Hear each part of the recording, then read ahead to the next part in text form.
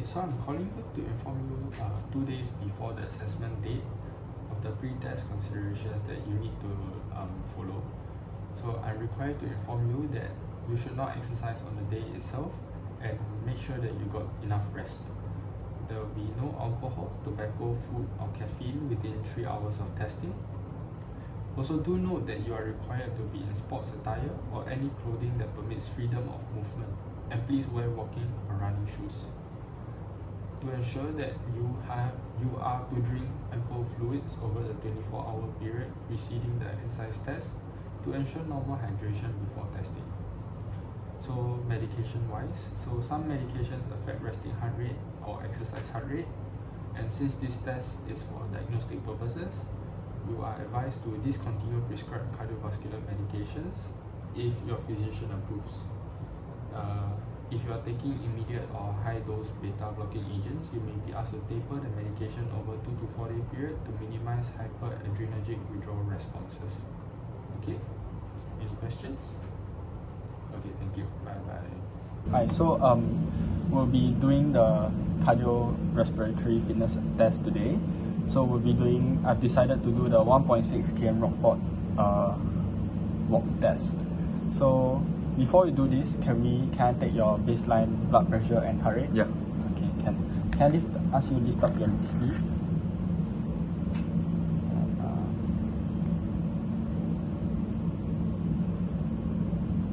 Okay, so just don't move, don't say anything, look straight. Okay, so the blood pressure taken here is 125/85, which is normal. Now let me take your heart rate.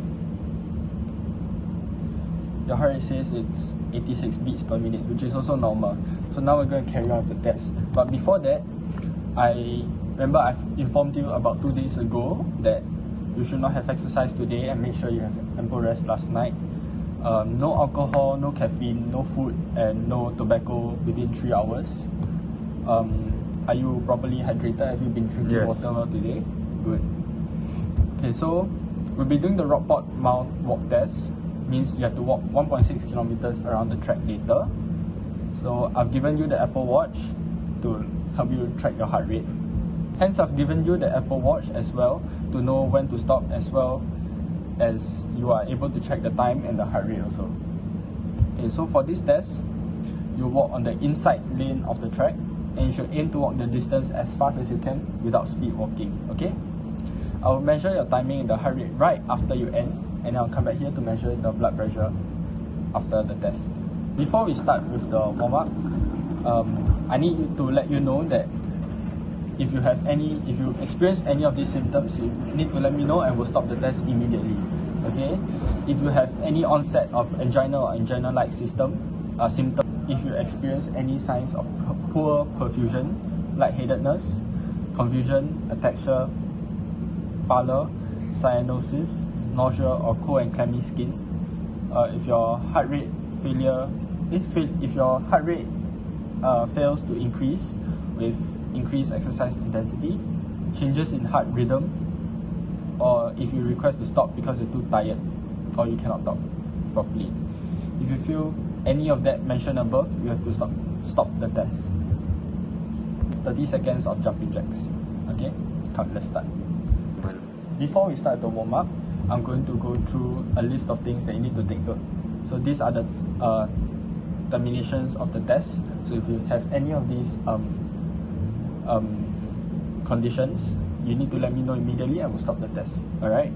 So if you have any onset of angina or angina-like symptoms, you have any signs of poor perfusion, which includes lightheadedness, confusion, ataxia, pallor, cyanosis, nausea or cold and clammy skin.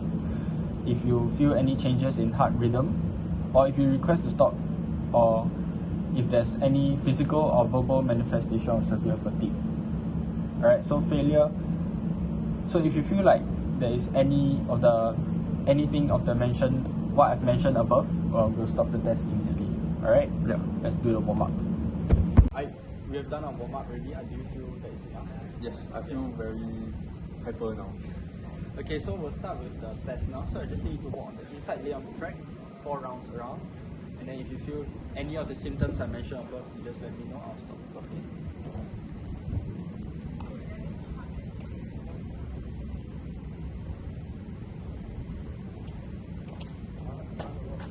Yeah. 3, 2, 1, go.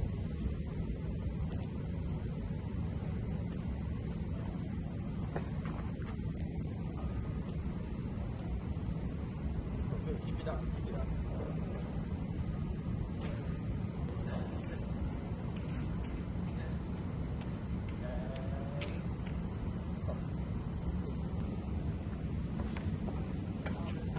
So you just completed the test. Now we're going to take your heart rate.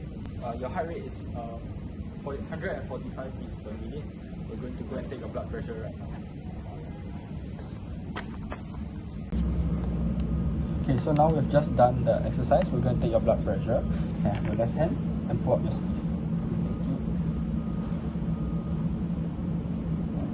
Okay, so while we take your blood pressure, I'm going to go through the results that we got from just now. So just now, your timing was 18 minutes and 45 seconds, am I right? Yeah. Okay, so that results in your estimated VO2 max to be about 35.71